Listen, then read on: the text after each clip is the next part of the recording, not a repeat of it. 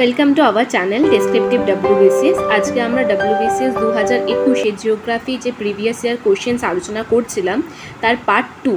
এছাড়াও আমরা 2022-এর সম্পূর্ণ প্রিভিয়াস ইয়ার কোশ্চেন্স আলোচনা করে নিয়েছি, যেটা লিঙ্ক অপশানে দেওয়া রয়েছে। তো প্রথম প্রশ্ন যেটা আমাদের জিজ্ঞেস করেছে আজকে, যে হিমালয় রেঞ্জ অর্থাৎ হিমালয়ের যে পর্বত শ্রেণীগুলো আছে সেগুলোকে দক্ষিণ থেকে উত্তর দিকে সাজাতে বলেছে। তো এখানে যে উত্তরটা হবে সেটা হবে লাস্টেরটা। প্রথমে পীরপাঞ্জাল, জাসকার, লাদাখ আর কারাকোরাম। আমরা জানি যে হিমালয় পর্বত একটা ভঙ্গিল পর্বত, ফোল্ড মাউন্টেন, এবং অনেক ধাপে ধাপে তৈরি হয়। তাই হিমালয়ে আমরা একটা পর্বতশ্রেণী দেখি না, অনেকগুলো পর্বতশ্রেণী দেখি। তাই প্রথমে এটা বোঝার আগে আমি হিমালয় পর্বতের একটু উৎপত্তিটা বলে দিই। প্লেট সঞ্চরণ যে তত্ত্ব, প্লেট টেকটনিক থিওরি, সেই অনুযায়ী আমরা জানি যে পৃথিবী ওপর এরকম বা পৃথিবী ছোটো ছোটো কতগুলো প্লেটে বিভক্ত। অনেক বড় মাঝারি এবং ছোটো প্লেট রয়েছে যেগুলো তরল অ্যাস্ট্রোস্ফিয়ার অর্থাৎ পৃথিবীর অভ্যন্তরে যে তরল ম্যাগমা রয়েছে তার উপর ভাসমান। তো এই পাতগুলোকে, আশা করি এইটুখানি ধারণা তোমাদের সবার রয়েছে, এই পাতগুলো যে সীমানা অর্থাৎ যেখানে দুটো পাত একে অপরের পাশাপাশি থাকে, এই একটা পাত আর এই একটা পাত, এই যে সীমানা সেগুলো বিভিন্ন ধরনের হয়ে থাকে। তার ভিত্তিতে যে সীমানা হয় অভিসারী সীমানা, অপসারী সীমানা, আর একটা হচ্ছে ট্রান্সফর্ম বাউন্ডারি, নিরপেক্ষ সীমানা। তো হিমালয় পর্বত যে ভঙ্গি পর্বত তৈরি হয়েছিল সেটা আসলে দুটো মহাদেশীয় পাত। একটা হচ্ছে উত্তর দিকে আমাদের ইউরেশিয়ান প্লেট ছিল এবং নিচে আমাদের এটা হচ্ছে ভারতের প্লেট ছিল। তো দুটোই আমাদের হচ্ছে মহাদেশীয় পাত, এবং দুটোর যে সীমানা, এই সীমানাটাকে আমরা বলে থাকি যে অভিসারী সীমানা অর্থাৎ কনভার্জেন্ট বাউন্ডারি। অভিসারী মানে যখন দুটো পাত একে অপরের দিকে আসে সেটাকে আমরা অভিসারী বলছি। তো এক্ষেত্রে ওপরে ইউরেশিয়ান প্লেট এবং দক্ষিণে ভারতীয় যে প্লেট ছিল তার মাঝখানে একটা সমুদ্র ছিল, এটাকে আমরা বলি টেথিস সমুদ্র। আর টেথিস সমুদ্রে অনেক পলি ছিল, সেই পলিগুলো জমা হয়ে পলি যে শিলা, পাললিক শিলা তৈরি হয়। এবার যখন এই দুটো পাত একে অপরের দিকে এগিয়ে আসতে শুরু করে তখন এই যে পাললিক শিলাগুলো দুদিকে চাপে ভাঁজ খেয়ে ওপরে উঠে পাহাড় তৈরি করে, পর্বত তৈরি করে, যেগুলো আমরা হিমালয় পর্বত নামে জানি। এবং এই যে পর্বত তৈরিটা সেটা একবারে হয়নি, ধাপে ধাপে হচ্ছে। প্রথম যখন এগিয়ে আসে তখন ধাক্কায় চাপ খেয়ে যে ফোল্ড মাউন্টেন বা ভঙ্গিল পর্বত তৈরি হয়, আবার তৈরি হচ্ছে, এভাবে ধাপে ধাপে আমরা হিমালয় পর্বত শ্রেণী দেখতে পাই। তাই জন্য হিমালয়কে আমরা অনেকগুলো পর্বত শ্রেণী হিসেবে দেখতে পাচ্ছি, উত্তর থেকে দক্ষিণ বা দক্ষিণ থেকে উত্তর দিকে, আর সেগুলোই সাজাতে আমাকে সেখানে বলা হয়েছিল। তো এবার যদি আমি দেখি, আমাদের এটা হচ্ছে উত্তর দিক আর এটা আমাদের দক্ষিণ দিক। তাই দক্ষিণে প্রথম আমার কি আসছে, আমি যদি দক্ষিণ দিক থেকে উত্তর দিকে যাই, পরীক্ষার প্রশ্ন কিন্তু খুব কেয়ারফুলি দেখতে হবে কোন দিক থেকে কোন দিকে বলেছে। তাহলে প্রথমেই আসছে আমার পীরপাঞ্জাল, তারপর আসছে আমার জাসকার, তারপর আমার হচ্ছে লাদাখ, তারপর আমার কারাকোরাম। তাহলে এগুলো আমরা যে বিভিন্ন পর্বত শ্রেণীগুলো হিমালয়ে আছে সেগুলো দেখতে পাচ্ছি। এবার প্রশ্ন, এই যে পীরপাঞ্জাল, জাসকার, লাদাখ বা কারাকোরাম, এটা যে হিমালয়ের অংশ, সেই হিমালয়গুলো কোনগুলো? তো জেনারেলি আমরা জানি যে হিমালয় আমরা যখন দেখি, এইটা হচ্ছে আমাদের হিমালয় পুরো সবার উত্তরে বা সবার প্রথম যে হিমালয় তৈরি হয় যেটাকে আমরা বলি ট্রান্স হিমালয়, যেখানে আমাদের কারাকোরাম পর্বতশ্রেণী অবস্থিত, এই যে কারাকোরাম রেঞ্জ। তারপরে যদি আমি দেখে থাকি, এই কারাকোরাম রেঞ্জে, ট্রান্স হিমালয় রেঞ্জের মধ্যে কিন্তু শুধুমাত্র কারাকোরাম রেঞ্জ আর সেটাই নয়, আমাদের লাদাখও আসে, আমাদের জাসকারও আসে, আর আমাদের কৈলাস রেঞ্জ, যেটা কৈলাস রেঞ্জ বর্তমানে চায়না তিব্বতে পড়ে যাবে, 4 নম্বরেরটা। এরপরে যেটা আমাদের আসে সেটা হচ্ছে আমাদের গ্রেটার হিমালয়। এই যে অংশটা আমরা দেখতে পাচ্ছি এটা আমাদের গ্রেটার হিমালয়ের অংশ, যেখানে আমরা পীরপাঞ্জালকে দেখতে পাচ্ছি, যেটাকে আমরা হিমাদ্রি বলি বাংলায়।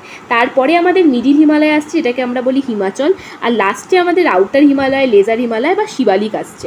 তাহলে এখানে আমি যদি দেখে থাকি তাহলে পীরপাঞ্জাল আমার গ্রেটার হিমালয়ের অংশ হচ্ছে, আর কারাকোরাম, লাদাখ, জাসকার একটা আমাদের ট্রান্স হিমালয়ের অংশ হচ্ছে। এটা হচ্ছে বিভিন্ন হিমালয়গুলো এবং হিমালয়ের কোন রেঞ্জ কোন দিক থেকে কোন দিকে রয়েছে। এর প্রশ্ন দিয়েছিল কাশ্মীর ভ্যালি বা কাশ্মীর উপত্যকা কোন দুটো পর্বতের মাঝখানে অবস্থিত? কাশ্মীর ভ্যালি বা কাশ্মীর উপত্যকা কোন দুটো পর্বতের মাঝখানে অবস্থিত? এটা হচ্ছে উত্তরটা হচ্ছে জাসকার আর পীরপাঞ্জাল।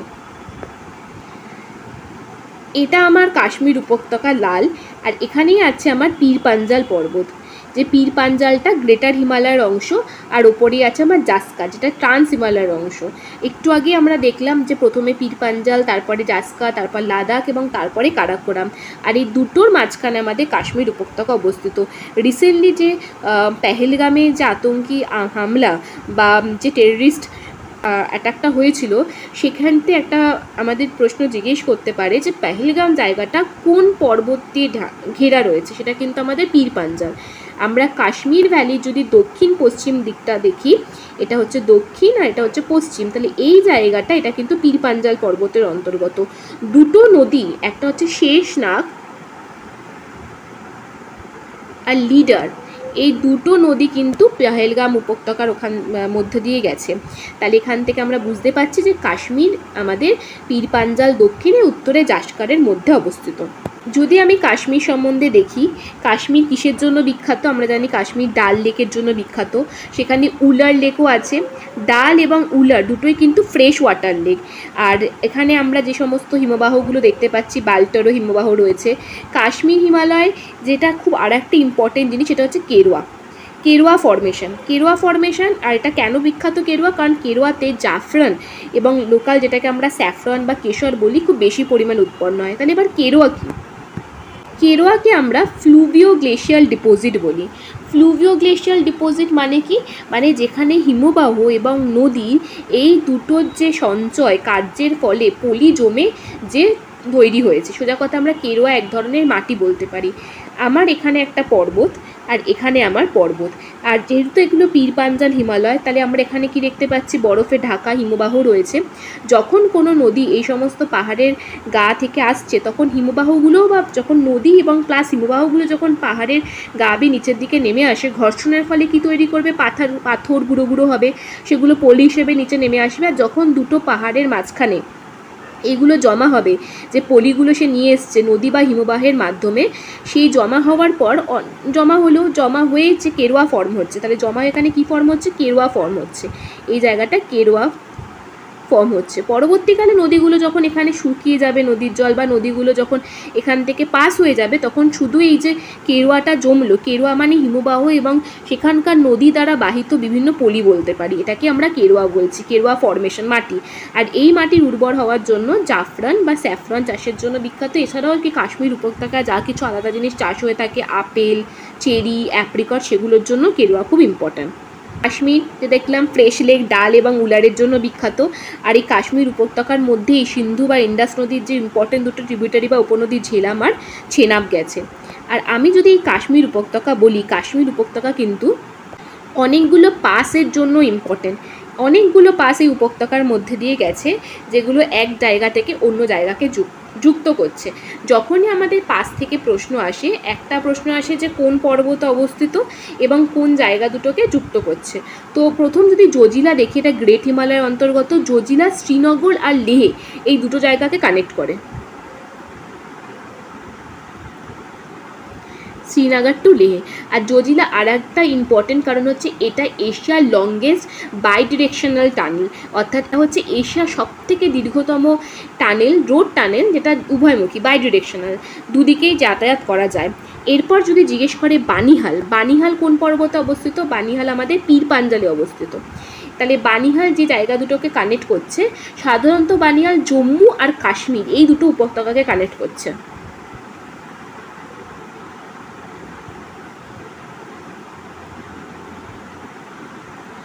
আর যদি পার্টিকুলারলি বলি, তাহলে এটা জম্মুর যে রামবান আছে তার সাথে কাশ্মীরের অনন্তনাগ এই দুটো জায়গাকে কানেক্ট করছে। ফটোলা বা ফুটুলা এটা জাস্কার রেঞ্জে অবস্থিত, এটা অনেক সময় ফুটুলা নামেও পরিচিত রয়েছে। এটা শ্রীনগরের যে কাশ্মীর তার সাথে লেহ বা লাদাখকে যুক্ত করছে। শ্রীনগর কাশ্মীরে তার সাথে লেহকে যুক্ত করছে। আর লাস্টে আসছে খারদুংলা হচ্ছে লাদাখ রেঞ্জে অবস্থিত। খারদুংলা লাদাখ রেঞ্জে অবস্থিত। এটা আসলে লাদাখের যে লেহ রয়েছে, লেহের সঙ্গে শায়ক আর নুব্রা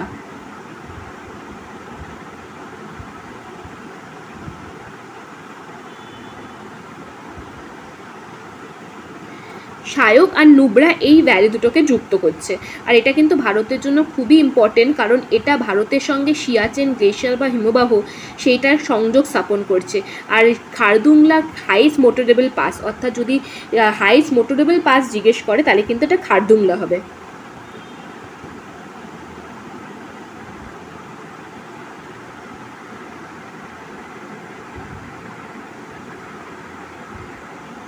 এর প্রশ্ন জিজ্ঞেস করেছিল সিয়াচেন গ্লেশিয়ার নিয়ে। সিয়াচেন গ্লেশিয়ার কোথায় অবস্থিত? কারাকোরাম পর্বতে অবস্থিত।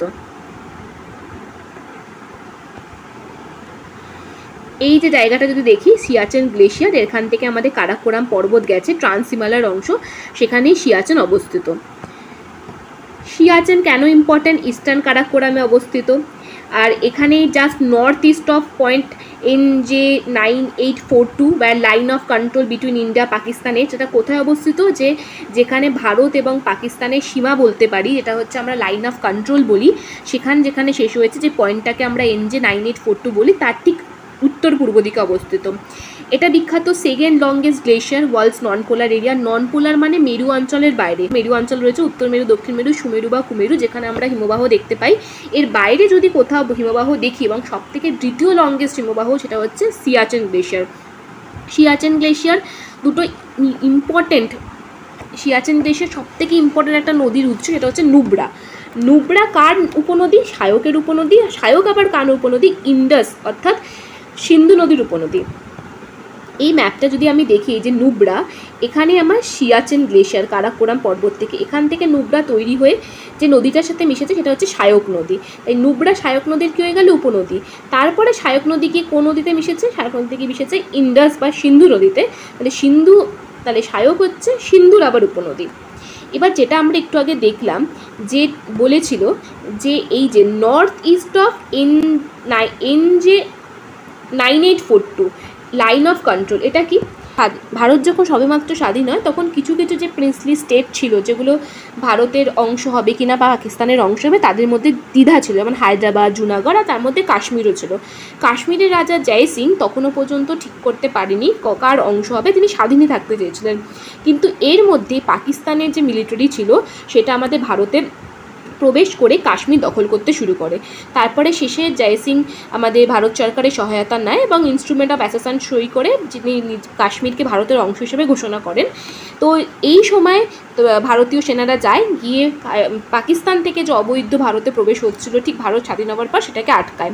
তো এই সময় যেটুখানি অংশ পাকিস্তান সেনা দখল করে নিয়েছিল, সেইটুখানি অংশকে আমরা বর্তমানে পাকিস্তান অকুপাইড কাশ্মীর বা POK বলে থাকি, যেটা এখানে আমাদের সবুজ কালার দিয়ে দেখিয়েছে। আর বাদবাকি অংশ ভারতের অধীনে ছিল। তাই এই যে আমি যে সীমাটা যদি দেখি, এই সীমাটা হচ্ছে আমাদের কাশ্মীরকে দুভাগে ভাগ করছে। আমাদের কাশ্মীরকে যে জোরজবস্তি পাকিস্তান দখল করে রেখে দিয়েছে, পাকিস্তান অকুপাইড কাশ্মীর আর ভারতের কাশ্মীরের মধ্যে। আর এইখানটায় আমরা যে সিয়াচেন গ্লেশিয়ার দেখতে পাচ্ছি, এখানে NJ9842 তৈরি। এটা কি? এটা সীমা। এই যে রেখাটা, যেটা আমাদের ভারতের কাশ্মীর এবং পাকিস্তান অকুপাইড কাশ্মীরের মধ্যে সীমা নির্দেশ করছে, এটাকে আমরা লাইন অফ কন্ট্রোল বলি, ওটা নির্দেশ করছে। যখন এরকম হয়, মানে পাকিস্তান প্রবেশ করে কাশ্মীর দখল করে না, তখন নেহরুর মনে হয়েছিল যে আমরা যদি ইউনাইটেড নেশন অর্থাৎ জাতিসংঘের সহায়তা নিয়ে এই ব্যাপারটাকে সমাধান করার চেষ্টা করি তাহলে সুবিধা হবে। কিন্তু নেহরুর এটা খুব ভুল ডিসিশন ছিল, কারণ সেই সময় জাতিসংঘ খুবই বায়াসড ছিল কাশ্মীরের প্রতি, এবং তারা ঠিক করে যেইটুখানি অংশ পাকিস্তান দখল করে নিয়েছে সেইটুখানি অংশ পাকিস্তান অকুপাইড কাশ্মীরই হবে, এবং এটা NJ9842 দিয়ে সীমারেখা তৈরি করে দেওয়া হয়, যেটা লাইন অফ কন্ট্রোল নামে পরিচিত। এটা যেখানে শেষ হচ্ছে ঠিক তার এই উত্তর দিকটা নর্থ ইস্ট, এখানেই আমাদের সিয়াচেন গ্লেশিয়ার অবস্থিত। সিয়াচেন গ্লেশিয়ার বর্তমানে লাদাখ ইউটির অংশ।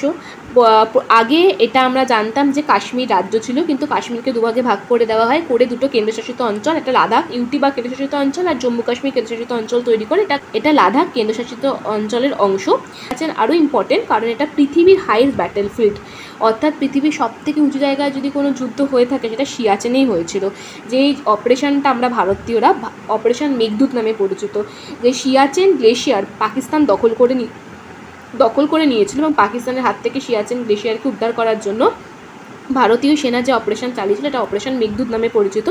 13 তারিখে 1984 হয়েছিল এই যে operation Meghdoot. Siachen glacier high altitude battle site in the world, 13 April 1984।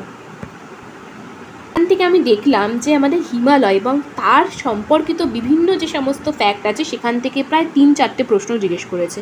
তো হিমালয় খুবই ইম্পর্টেন্ট এবং আমি ভেবেছিলাম যে হিমালয় একেবারে কভার করব, কিন্তু একেবারে কভার করা সম্ভব না, তাই ভিডিও অনেক লেন্দি হয়ে যাবে। আমি আলাদা করে একটা সিরিজের মাধ্যমে হিমালয় এবং তার সম্পর্কিত যত কনসেপ্ট আছে কভার করার চেষ্টা করব।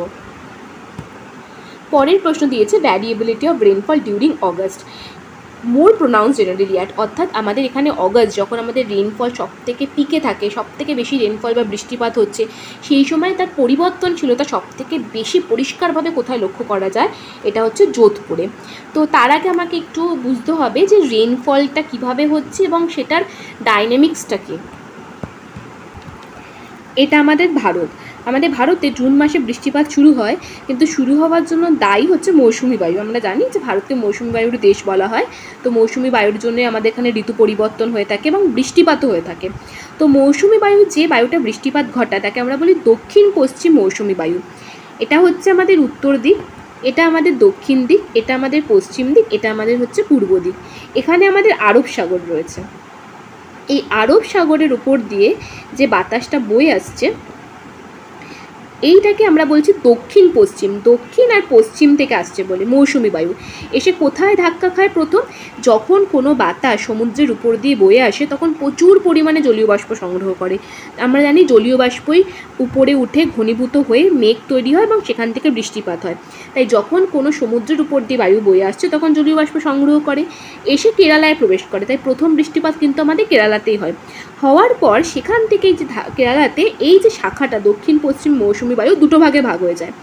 একটা শাখা আরব সাগরের শাখা নামে আরব সাগরের দিকে থাকে, আর একটা শাখা বঙ্গোপসাগরের শাখা নামে বঙ্গোপসাগর হয়ে ভারতে প্রবেশ করছে। এবার এই দুটো শাখা মূলত বৃষ্টিপাতের জন্য দায়ী। এবার এই যে দুটো শাখা বৃষ্টিপাত ঘটাচ্ছে, সেই বৃষ্টিপাত কিন্তু ভারতে সব জায়গায় সমান হচ্ছে না। বিভিন্ন জায়গায় বিভিন্ন পরিবর্তন দেখতে পাচ্ছি, বিভিন্ন ধরনের বৃষ্টিপাত দেখতে পাচ্ছি, যেটাকে আমরা বলে থাকি বৃষ্টিপাতের পরিবর্তনশীলতা বা ভ্যারিয়েবিলিটি। কেন হচ্ছে এরকম? যেমন এখানেই আমি দেখি যে প্রথম আমি যদি দেখি ম্যাপে, পরে আমি ম্যাপ শো করবো, আমি গ্রিন জায়গাগুলো দেখাচ্ছি যেখানে সব থেকে বেশি বৃষ্টি হয়।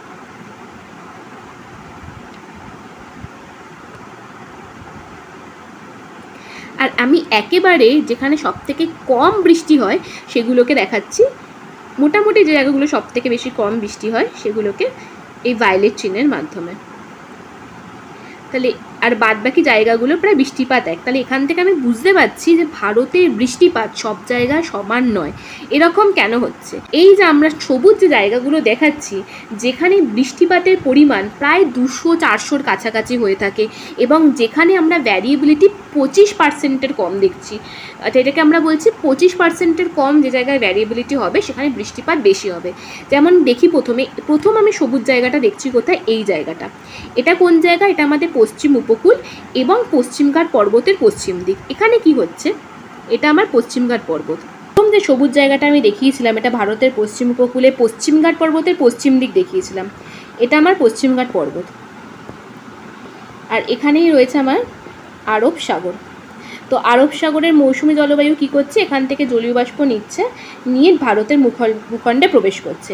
এই যেখানে এই মূল ভূখণ্ডে প্রবেশ করার সময় যখনই এই পশ্চিমঘাট পর্বতে পশ্চিম ঢালে আসছে, ধাক্কা খাচ্ছে, ধাক্কাকে ওপরে উঠে গিয়ে মেঘ হচ্ছে, মেঘ হয়ে সেখানে বৃষ্টিপাত করে দিচ্ছে, প্রচুর বৃষ্টিপাত হচ্ছে। তারপর বৃষ্টিপাত হওয়ার পরে এই মেঘটা কী হচ্ছে, নিচের দিকে নেমে আসছে, ঢালবে। কোন দিকে নেমে আসছে? পূর্ব দিকে। যখন সে নেমে আসছে তখন তার যা পরিমাণ বৃষ্টিপাত ঘটানোর ছিল সব পশ্চিম দিকে ঘটিয়ে দিয়েইছে, তার মধ্যে আর কোনো জল নেই। তাই এই পূর্ব দিকে কোনো বৃষ্টি হচ্ছে না। এটাকে আমরা বলি পশ্চিমঘাট পর্বতের বৃষ্টির ছায় অঞ্চল। তাহলে পশ্চিমঘাট পর্বতের পূর্ব দিকে যে জায়গাগুলো দেখতে পাচ্ছি সেখানে আমাদের কিন্তু বৃষ্টির ছায় অঞ্চল। দাক্ষিণাত্যের মালভূমির অংশ বৃষ্টিপাত 50 সেন্টিমিটারের মধ্যে হয়ে থাকে, 100 থেকে 50 বা 50-এরও কম। কিন্তু পূর্ব দিকটা যেটা আমরা ম্যাপে সবুজ রং দিয়ে দেখিয়েছিলাম, এটা হচ্ছে কি প্রচুর পরিমাণে বৃষ্টি হচ্ছে এখানে। তাহলে এখানে আমরা দেখতে পাচ্ছি পশ্চিমঘাট পর্বতে পশ্চিম দিকে বৃষ্টি বেশি, পূর্ব দিকে বৃষ্টি কম, বৃষ্টির পরিবর্তনশীলতা দেখতে পাচ্ছি। আর যে আমি দেখিয়েছিলাম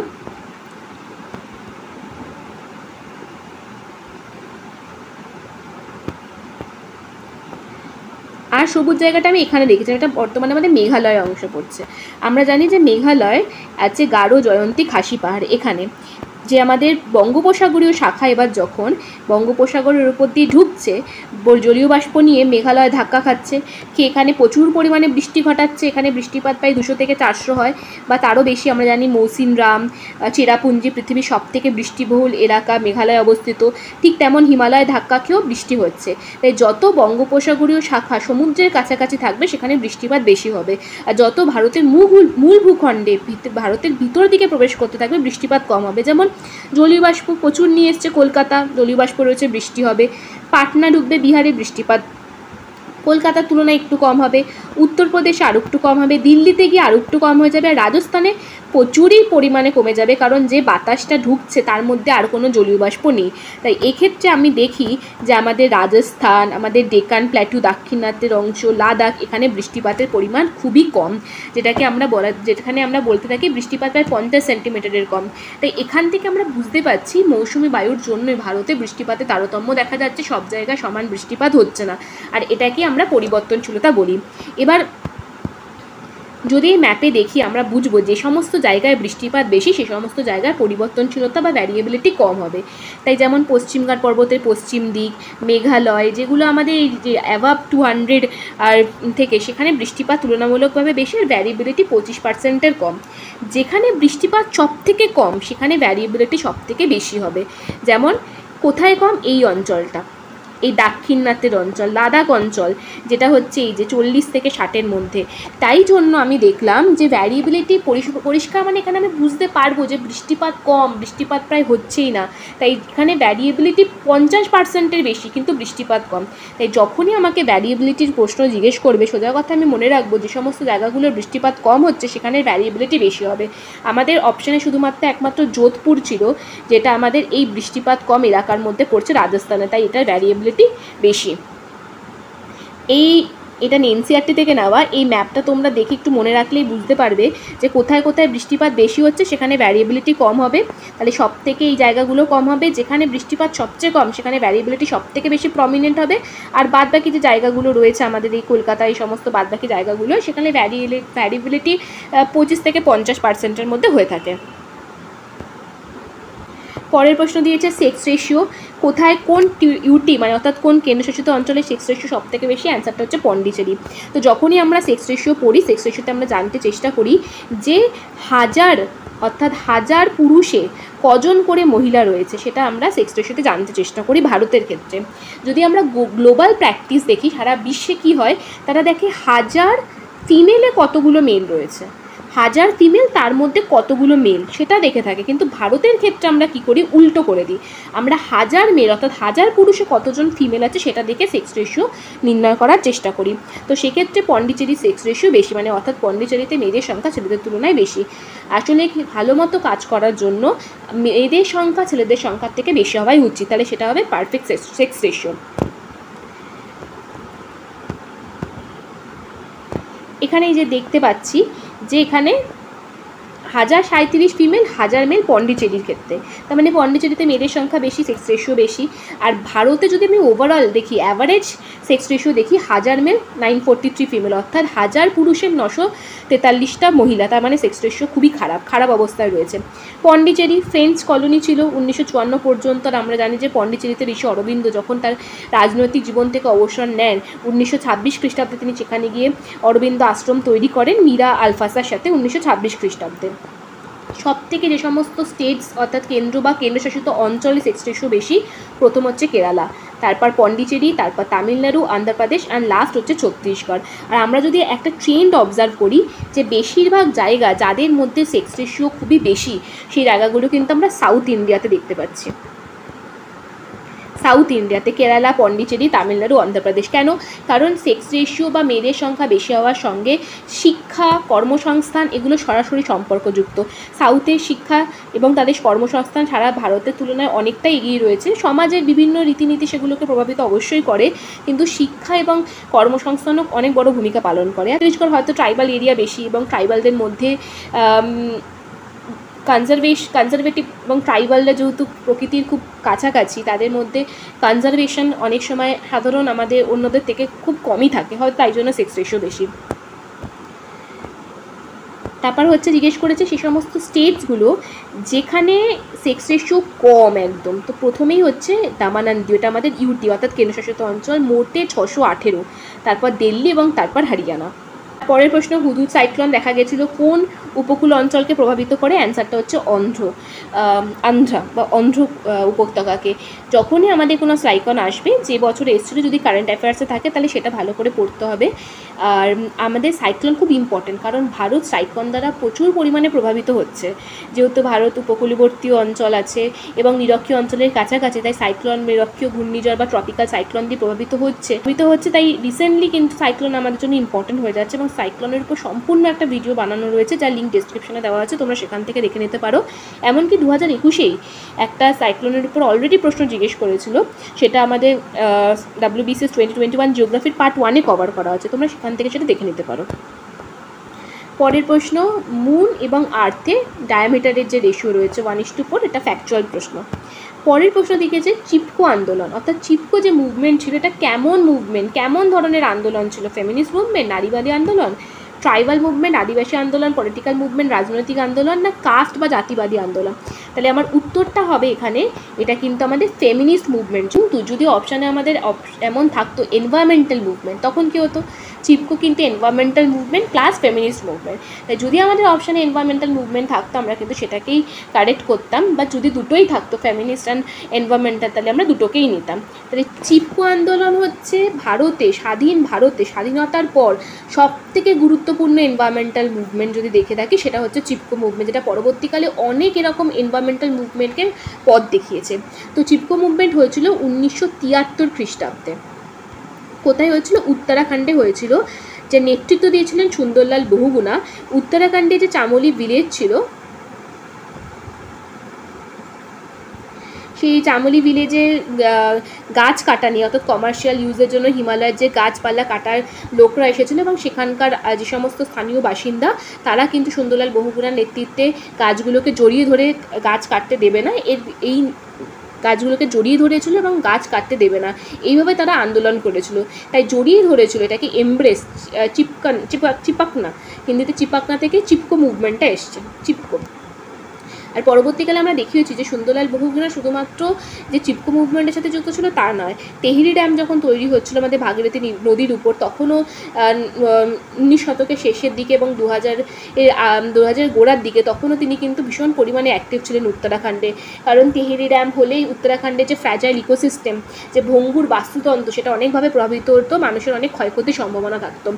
এবার এনভায়রনমেন্টাল মুভমেন্ট রিসেন্টলি খুব ইম্পর্ট্যান্ট হয়ে যায় একটা ঘটনার জন্য। আমরা দেখেছি 2025-এ যখন হায়দ্রাবাদে গাচিবালি যে আরবান ফরেস্ট বা শহরের যে ফরেস্টের কেটে যাওয়ার বিরুদ্ধে লোকজন প্রোটেস্ট করতে শুরু করে, এবং দেখেছি ইন্টারনেটে রাতের মধ্যে জঙ্গল কেটে ফেলাতে হরিণ, ময়ূর এবং বাইরে বেরিয়ে আসতে শুরু করে, এবং পুরো বাস্তুতন্ত্র যেভাবে অ্যাফেক্টেড হয় তার জন্য কিন্তু মানুষ প্রতিবাদ করতে শুরু করে। তো যেহেতু এনভায়রনমেন্টাল মুভমেন্ট রিসেন্টলি রয়েছে, তাই জন্য এনভায়রনমেন্টাল মুভমেন্টগুলো খুব ইম্পর্টেন্ট হয়ে যায়। সেদিক থেকে যদি দেখে থাকি, ইম্পর্টেন্ট এনভায়রনমেন্টাল মুভমেন্ট যেগুলো আছে তার মধ্যে প্রথম যে মুভমেন্টটা সেটা হয়েছিল 1700 খ্রিস্টাব্দে, যেটা বিষ্ণোই সম্প্রদায় করেছিল। বিষ্ণোই সম্প্রদায়ের সাথে আমরা খুবই পরিচিত, কারণ বিষ্ণোই সম্প্রদায় রাজস্থানে সেই সম্প্রদায় যেগুলো রাজস্থানে যে কৃষ্ণ সার হরিণ রয়েছে, ব্ল্যাক বাক, সেগুলো সংরক্ষণের জন্য বড় ভূমিকা পালন করছে। সালমান খানের বিরুদ্ধে তাদের একটা আক্রোশ আছে, সেই জন্য আমরা বিষ্ণোই মুভমেন্ট বা বিষ্ণোই সম্প্রদায়ের সাথে পরিচিত। বিষ্ণোই সম্প্রদায় প্রথম 1700 খ্রিস্টাব্দে একটা অমৃতা দেবীর নেতৃত্বে এরকম একটা এনভায়রনমেন্টাল মুভমেন্ট করেছিল, যেখানে তারা গাছকে জড়িয়ে ধরে গাছ কাটতে দেবে না। তারপরে আমরা 1973 খ্রিস্টাব্দে দেখি চিপকো মুভমেন্ট। তারপরে যদি সব বড় মাপের মুভমেন্ট হয়ে থাকে, এটা হয়েছিল 1978 খ্রিস্টাব্দে Silent Valley Movement. Silent Valley কেরালাতে অবস্থিত, যে কেরালাতে সাইলেন্ট ভ্যালিতে একটা জলবিদ্যুৎ প্রকল্প তৈরি হওয়ার কথা ছিল, তার বিরুদ্ধে কেরালার শাস্ত্র সাহিত্য পরিষদ এটার নেতৃত্ব দিয়েছিলেন। তো এই ক্ষেত্রে মুভমেন্টের ক্ষেত্রে কিন্তু মুভমেন্টগুলো আগেও এরকম একটা প্রশ্ন জিজ্ঞেস করেছে, মুভমেন্টগুলো এবং কত সালে হয়েছে ইম্পর্টেন্ট হয়ে যায়। 1978 সাইলেন্ট ভ্যালি, 1973 চিপকো, মেনলি এই তিনটেই ইম্পর্টেন্ট দেয়, মেলাতে দেয়। আর একটা হয়েছিল আপিক্কো কর্ণাটকে হয়েছিল, এটা হয়েছিল 1982 খ্রিস্টাব্দে। তাই এই 3টে ডেট কিন্তু আমাদের মনে রাখতে হবে। আমরা কিছু মনে রাখতে পারি কি না পারি, এই 3টে মনে রাখতে হবে। আপিকো মুভমেন্ট কিন্তু সেমই ছিল, যে ডিফরেস্টেশন বা গাছ কাটতে দেবে না তার জন্য। আর নেতৃত্বগুলো মনে রাখতে হবে, যে সাইলেন্ট সুন্দরলাল বহুগুণা আমাদের চিপকোর সঙ্গে যুক্ত ছিল, আর আপিক্যর সঙ্গে যুক্ত ছিল পাণ্ডুরাঙ্গা হেগড়ে। পাণ্ডুরাঙ্গা হেগড়ে, এটা হচ্ছে 3টে মেন। বারবার এই 3টে দিয়ে তারিখ মেলাতে দেয়, তাই 3টে কিন্তু আমাদের মনে রাখতে হবে। এছাড়াও যেমন বললাম, প্রথম যদি দেখি এরকম 1700 খ্রিস্টাব্দে হয়েছিল। এরপরে যদি আমি রিসেন্টলি দেখি না, রিসেন্টলি যদি আমার এরকম উদাহরণ দিতে হয় ডেসক্রিপটিভ অ্যান্সার রাইটিংয়ের জন্য, সেক্ষেত্রে আমরা কারেন্ট দেখতে পাই দুটো মুভমেন্ট। 2019 সবথেকে ইম্পর্টেন্ট হচ্ছে 2019-এ হয়েছিল, এটা হচ্ছে সেভ আরে ফরেস্ট, মুম্বাইতে হয়েছিল। যে মুম্বাইতে এটা আরবান ফরেস্ট, যেটা হচ্ছে মুম্বাই মেট্রো রেল সেটার কাজকর্মের জন্য এই কাজটা কাটতে চেয়েছিল, মানে এই জঙ্গলটা কাটতে চেয়েছিল। মেধা পাটেকার, অরুন্ধতী রয় প্রোটেস্ট করেছিল। তারপর আমরা 2019-এই দেখি সেভ দিহাং পাটকাই। দিহাং পাটকাই খুব ইম্পর্টেন্ট, যারা এনভায়রনমেন্টাল পড়ে, এনভায়রনমেন্টের সাথে খুব পরিচিত আমরা। দিহাং পাটকাই আসামে একটা ওয়াইল্ড লাইফ স্যাঞ্চুরি, অনেক বেশি রিচ ফ্লোরা অ্যান্ড ফনা, অনেক বেশি ভালো বাস্তুতন্ত্র, ডাইভার্স বাস্তুতন্ত্র, সেটা প্রোটেকশনের জন্য। আর রিসেন্টলি যেটা আমরা দেখলাম, যে 2025-এ যেটা আমাদের হলো হায়দ্রাবাদের কাঞ্চা গাছিবাউলি, সেটাও কিন্তু ইম্পর্টেন্ট। লাস্টের যে দুটো রয়েছে, মানে আরএফ মুভমেন্ট আর কাঞ্চা গাছিবলি, এই দুটো মুভমেন্ট আমরা মনে রাখতে পারি। এটা মনে রাখতে পারি যদি আমাদের আরবান ফরেস্ট্রি নিয়ে লিখতে দেয়, বা আমাদের শহরের পরিবেশ নিয়ে রক্ষা করা নিয়ে লিখতে দেয়, বা আমাদের জানি বর্তমানে হিটডোম তৈরি হচ্ছে গরম হওয়ার জন্য, শহর এলাকা বেশি গরম আশেপাশে সাবআরবান বা গ্রামীণ অঞ্চলের তুলনায়, কারণ কংক্রিট, গাছপালা কম, সেখান থেকে কীভাবে রক্ষা করতে পারি। হিটস্ট্রোক বেশি হচ্ছে শহরে, সেখান থেকে রক্ষা করার জন্য আরবান ফরেস্ট খুব ইম্পর্টেন্ট, শহরের জঙ্গল। আর সেই শহরের জঙ্গলের জন্য ছোটো ছোটো জঙ্গলগুলো, কাঞ্চা গাছিবলি, শহরের যে বাস্তুতন্ত্র, সেগুলো রক্ষা করার জন্য অনেক বড় ভূমিকা পালন করে। যেমন আমরা দেখেছি কাঞ্চা গাছিবলি যখন জঙ্গল কেটে ফেলা হয়, হরিণ, ময়ূর সব জঙ্গল থেকে বেরিয়ে আসে, মানে শহরের বাস্তুতন্ত্রের জন্য এবং শহরের মানুষদের জন্য এগুলো খুব বড় ভূমিকা পালন করছে। তাই এই যে শহরের বাস্তুতন্ত্র রক্ষা করার জন্য কিন্তু আমরা যদি এমন কোনো এসে লিখতে দেয় বা এমন কোনো অ্যান্সার রাইটিং করতে দেয়, সেক্ষেত্রে আমি শহরের বাস্তুতন্ত্রের কথা, শহরে ফরেস্টেশনের কথা, হিটওয়েভ থেকে শহরের মানুষরা কী করে রক্ষা পাবে, কীভাবে স্পঞ্জ সিটি তৈরি করবো, অর্থাৎ শহরে যাতে জল জমে না দেয়, জলগুলো গ্রহণ করতে পারে, সেক্ষেত্রে জঙ্গল থাকার গুরুত্ব, সেক্ষেত্রে কিন্তু আমি আরএ মুভমেন্ট যেটা হয়েছিল 2019 আর কাঞ্চা গাছিবলি দুটো উদাহরণ হিসেবে ব্যবহার করতে পারি।